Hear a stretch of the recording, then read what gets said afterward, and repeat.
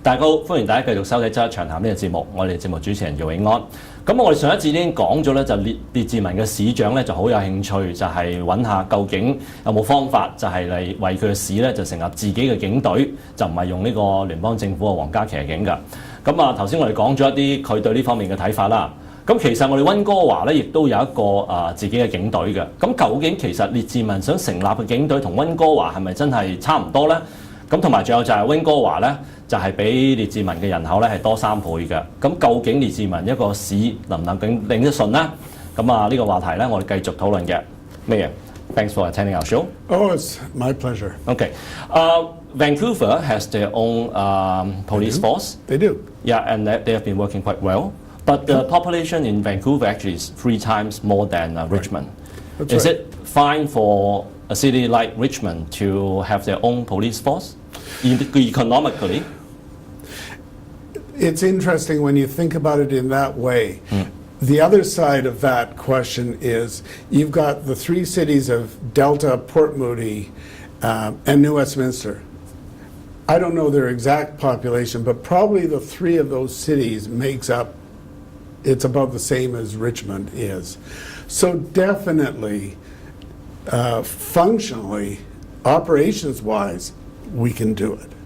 The question is, though, on this whole idea of your independent police force, about the cost.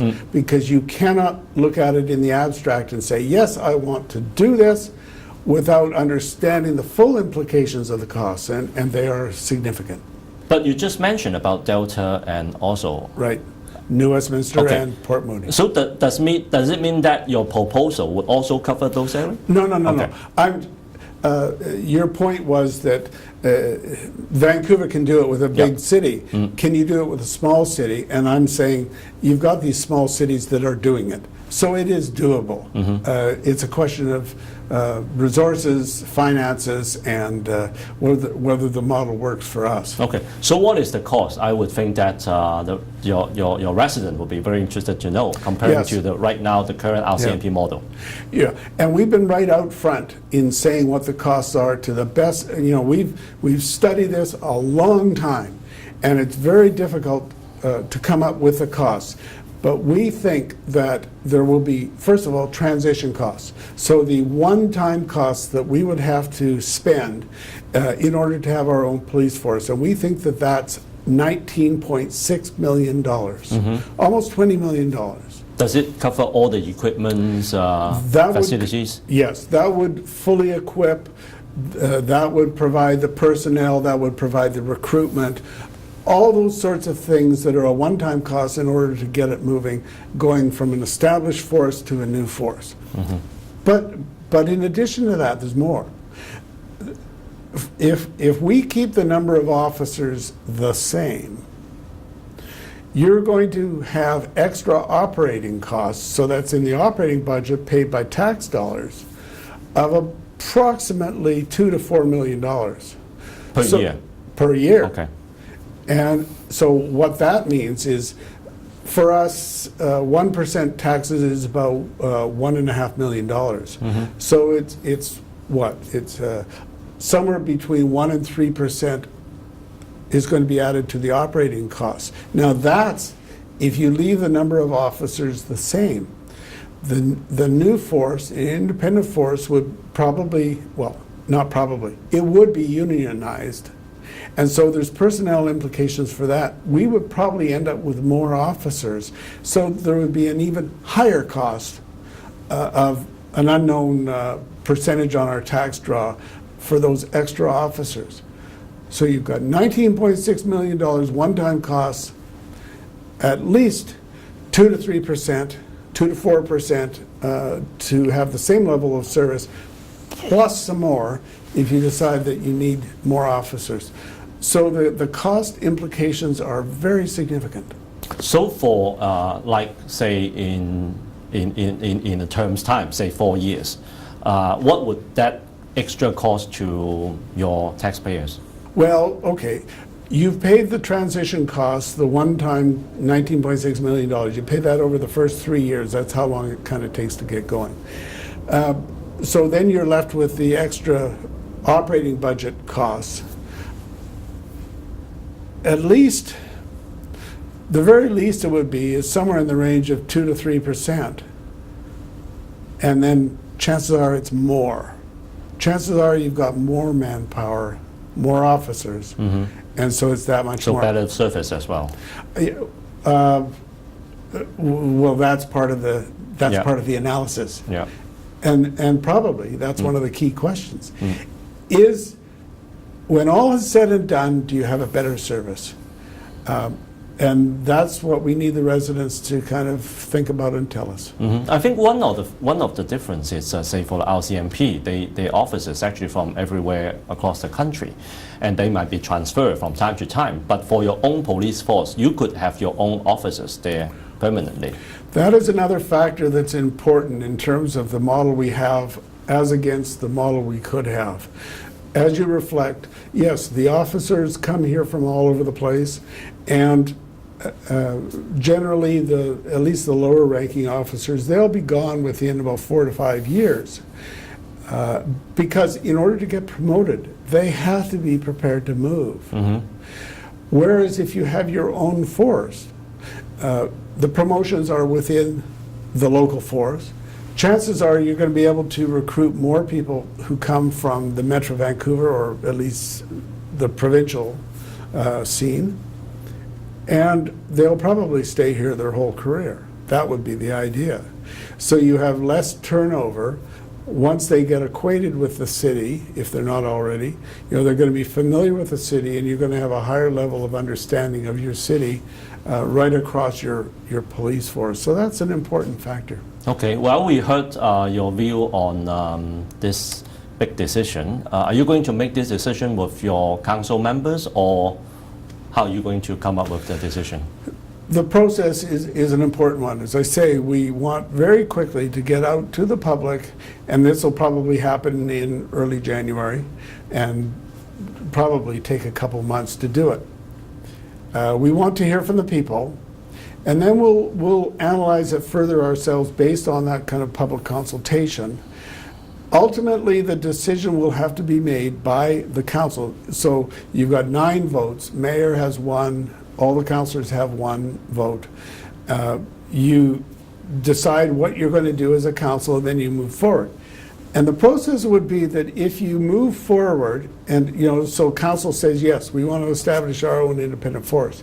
Now, the province has to agree to this. And of course, there's been a lot of discussions between the city and the province, but they would look at the plan. They'd say, what is the plan? What does it involve? Who are the personnel? How are you going to do all the various things? How are you going to make sure that you provide for a safe city? And the province would take some time in its analysis, and they would have to approve it. And once that happens, then you're in a position to give notice. You have to give 25 months notice, which is to expire on March 31st in whatever year it is, 2 years out. So you have to give that kind of notice, and then you're into a transition phase. Okay, so that means the public consultation would be just for reference for you and the city council to decide. That's right. It's not a plebiscite. It's not a referendum. It's not binding. And it's not unusual for the city to get the public views on controversial items. But still, at the end of the day, we will have the inputs from the citizens. Probably we'll hear from them online. We'll hear from them by telephone. We'll get their letters and their cards. There will be actual formal sessions. There's going to be a telephone survey, all those kinds of things. We will have the results of that, and then we have to make a decision. Okay, as I mentioned to you earlier in this program, well, you have the highest Chinese populated population in the city. So how are you going to do the public consultation to the Chinese residents? Well, this is not something that's new to us. For many, many years, probably 20 years or so, we've been highly aware of the diversity of our community, and so when we have a consultation, we make sure that it's not just the English speakers, that the people who have English as a second language, and it could be Cantonese or Mandarin, or it could be Punjabi, whatever. We want to make sure that the people are able to answer us in comfort, and we will make sure that in Chinese. Can they? Okay. Yeah. There would probably at least it would be in writing that they could let us know, and we or they could translate, probably verbally to a certain extent as well. We will make sure that we get out to all the populations because, as you reflected at the top of the show, about half of our population, or maybe more, are people of Chinese origin. Many of them it's English as a second language. We want their views, and that's to be included in this whole equation. Okay, in the meantime, well, before you reached your decision to have a local police force or not, we heard quite a lot of concern about property crime and robbery in Richmond. Can you tell us how you're going to tackle this issue in the meantime? Well, I'll tell you what I've done, at least on a number of occasions in the past. We had a situation where a lot of the herbal stores were being broken into. This was a year or two ago. And so there was a series of meetings with many of the merchants where we talked about the problem, what could be done by the individual shop owners to address the problem, but also the RCMP put special emphasis on finding, it was a small group that was responsible for a lot of these things. And so they were able to apprehend some key people who were doing some of these robberies.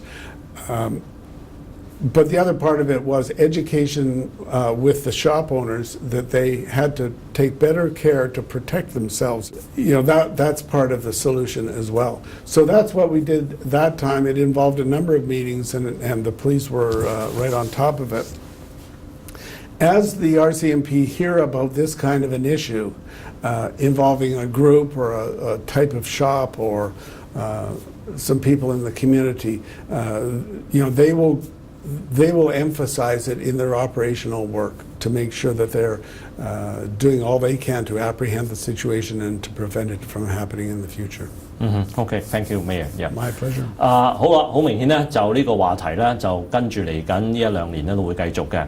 咁啊，究竟 Richmond 係咪最終咧就會有自己嘅警隊咧？咁就要睇下究竟嚟緊幾個月咧，就呢個市所做嘅公聽會同埋收集民意係點樣噶啦。正如頭先市長都講過咧，就大家如果有興趣咧，喺列治文嘅居民咧係想表達意見咧，就算你用中文咧都可以寫出嚟，係市政府咧係會聽同埋係會接收你嘅意見嘅。今日就到呢度啦，下一集再同大家討論另一個話題，拜拜。